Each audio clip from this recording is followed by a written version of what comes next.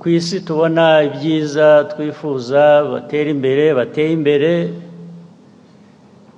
hari bamwe muri bo batangiriye nk'aho turi cyangwa nyuma yabo kuba barashoboye guhindura imibereho ubuzima iterambere ry'igihugu ntabwo ari uko baremwe bitandukanye n'uko twebwe twaremwe twese dufite inkomoko dufite aho duturuka ntabwo hatandukanye ku isi abantu uko babayeho ni bimwe impamvu byagera hagati rero bigahinduka